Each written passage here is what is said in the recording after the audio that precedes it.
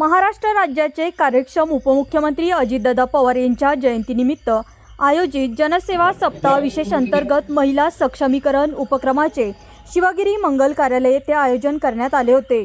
समाजापुढे एक नवा आदर्श निर्माण करणाऱ्या आणि आपल्या क्षेत्रात उत्तुंग भरारी घेणाऱ्या यशस्वी महिला उद्योजिका, प्रगतशील आणि प्रयोगशील शेतकरी महिला तसेच राष्ट्रीय पातळीवर चमकणाऱ्या महिला खेळाडूंचा या विशेष सोहळ्यात गौरव करण्यात आला। या दिमागदार समारंभाला महाराष्ट्र राज्याचे माजी गृहमंत्री आणि विद्यमान आमदार दिलीपराव वळसे पाटील, म्हाडाचे अध्यक्ष व माजी खासदार शिवाजीदादा आढळराव पाटील, भीमाशंकर सहकारी साखर कारखान्याचे चेअरमन बाळासाहेब बेंडे, जिल्हा परिषद सदस्य विष्णुकाका हिंगे, जिल्हा परिषद उपाध्यक्ष विवेक वळसे पाटील यांच्यासह अनेक मान्यवर उपस्थित होते। सर्वच नेत्यांनी यावेळी महिलांच्या अतुलनीय कार्याचे तोंड भरून कौतुक केले। या कार्यक्रमाचे प्रमुख आकर्षण ठरले ते दैनिक लोकमतचे संपादक आणि प्रसिद्ध व्याख्याते संजय आवटे यांचे मार्गदर्शन। त्यांनी महिला सक्षमीकरणाबद्दल अत्यंत अभ्यासपूर्ण विचार मांडले आणि उपस्थित महिलांना नव्या उमेदीने पुढे जाण्यासाठी प्रेरित केले। म्हणजे कायदा सुव्यवस्थेचं सुरक्षित वातावरण महिलांसाठी, आरोग्याच्या सुविधा सहज उपलब्ध होणं, निर्णय प्रक्रियेमध्ये त्यांचा सहभाग असणं आणि सर्वात महत्त्वाचं म्हणजे महिलांच्याकडे समानतेच्या दृष्टिकोनाने पाहण्याची सामाजिक मानसिकता निर्माण होणं। आणि ही जबाबदारी फक्त सरकारची असं काही मानायचं काही कारण नाही। ही जबाबदारी प्रत्येक कुटुंब प्रमुख, प्रत्येक नागरिक यांची सुद्धा ही जबाबदारी त्याच्यामध्ये आहे। आणि म्हणून आपण पाहिलं जसं काही या निवडून गेलेल्या महिलांच्या बद्दल सांगितलं, तसं बचत गटाच्या माध्यमातून सुद्धा महिलांचं मोठं कार्य आहे।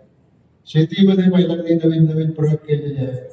अंगणवाडी सेविका असतील, आशा सेविका असतील, शिक्षिका असतील, परिचारिका असतील, महिला उद्योजिका असतील, स्वयंसेवी संस्थांमध्ये काम करणाऱ्या महिला असतील आणि विविध सामाजिक क्षेत्रामध्ये कार्य करणाऱ्या भगिनी समाजामध्ये मोलाचं योगदान देत आहेत। त्यांच्या कार्यामुळे अनेक कुटुंब उभी राहिली आहेत आणि अनेकांना प्रेरणा मिळाली। माननीय अजितदादा यांचा दृष्टिकोन हा नेहमीच सर्व समावेशक राहिलेला आहे आणि विकास म्हणजे हा फक्त केवळ रस्ते, पूल, इमारती यांचा नसतो, तर समाजातील प्रत्येक घटक सक्षम झाला पाहिजे असं त्यांचं मत होतं। महिला, शेतकरी, युवक, विद्यार्थी, कामगार आणि समाजातल्या शेवटच्या घटकापर्यंत त्या ठिकाणी संधी पोचली पाहिजे हा त्यांचा कायमचा आग्रह होता। महिलांना शिक्षण, रोजगार, स्वावलंबन आणि सन्मान मिळाल्याशिवाय समाजाचा विकास होऊ शकत नाही ही त्यांची स्पष्ट भूमिका होती आणि आजचा विचार त्यांच्या या विचाराला पुढे घेऊन जाणार आहे। आणि म्हणून आज तुमचा आता सन्मान आम्ही नंतर करणार आहे। खरं तर आज आम्ही वेळेवर पोहोचू शकलो असतो, पण ज्येष्ठ गांधीवादी नेते आणि समाजवादी नेते डॉक्टर कुमार सत्तरशी यांचं काही दिवसापूर्वी निधन झालं। त्याची शोकसभा होती आज आणि त्या शोकसभेला आवटे साहेबांना जायचं होतं, मलाही जायचं होतं। त्यामुळे मी निरोप दिला होता की तुम्ही आधी जेवून घ्या सगळेजण आणि मग कार्यक्रम करू आपण, पण तुम्ही काय हट्टी लोक, मी सांगितलं तर तुम्हाला ते ऐकता येतच नाही। आणि आमचे सगळे कार्यकर्ते पण तेवढेच बेजबाबदार, ते सुद्धा दिलेल्या सूचनांचं पालन करत नाही। महिलांनी सांगितलं आम्हाला भूक नाही, एवढ्या लवकर आम्ही कशा काय जेवणार।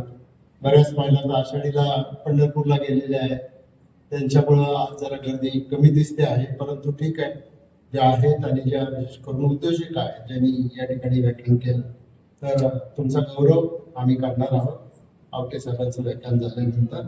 आणि त्याच्यामधून अनेक महिलांना प्रेरणा मिळेल असा माझा आत्मविश्वास आहे। आणि आठवतात दिलीप वळसे पाटील साहेबांचं एकूण सगळं राजकारण बघताना मला असं वाटतं की ठीक आहे, राजकीय पक्ष भूमिका हा वेगळा बदला आहे, पण सगळ्यात महत्वाचं म्हणजे सर्वसामान्य माणसांचं राजकारण तुम्हाला करावं लागेल।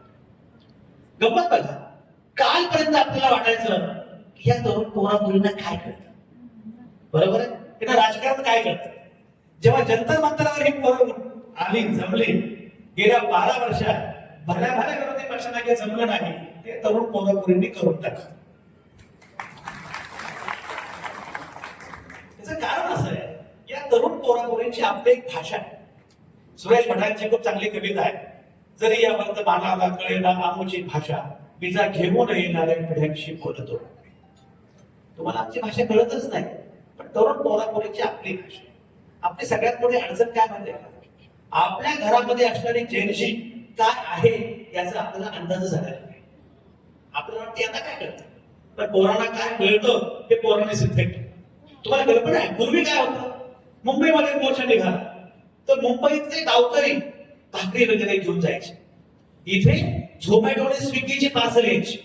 शिवाजीराव, झोमॅटो आणि स्विगीची पार्सल यायची. पण ज्याला पार्सल पाठवलंय त्याला माहिती नाही आपण कोणाला पाठवतोय. ज्याला आलंय खाणाऱ्याला माहिती नाही हे कोणी पाठवलंय. पण पिझ्झा आणि बर्गर खा हे पोरांनी क्रांती केली. या पिढीला समजून घेतलं पाहिजे. बघा हे किती लगेच छान हसतात बघा जे पुढे असतात. मला असं वाटतं की या पिढीला फार गंभीरपणे घेतलं पाहिजे. याच्या अनुषंगाने तरुण मुलांशी बोलणं, महिलांशी बोलणं अत्यंत महत्वाचं आहे. आणि म्हणून आजच्या कार्यक्रमाचं जे आयोजन तुम्ही केलेलं आहे याचा मला खूप आनंद आहे. आणि मगाशी म्हटल्याप्रमाणे प्रामुख्यानं महिला इथे आहे याचा आणखी जास्त आनंद आहे. कारण या सगळ्या क्रांतीच्या सूत्रधार प्रामुख्याने महिला असू शकतात अशी मला पूर्णपणे खात्री आहे. तुम्हाला गप्पा सांगू का, माझं काय response नेहमी असं वाटतं की पुरुषांपेक्षा महिलांना समज जास्त असते. ते मग चमकल्या खरंच की काय. तुम्हाला माहिती आहे का, तुम्हाला जास्त समज असते याची तर भीती असते तिकडे.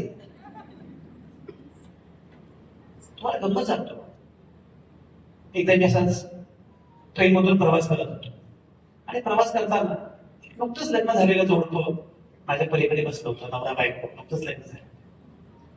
तिची बायको आहे, ते नवऱ्याच्या डोळ्यात डोळे भिडवून, हो ऐका ना मी काय म्हणते, ऐका ना.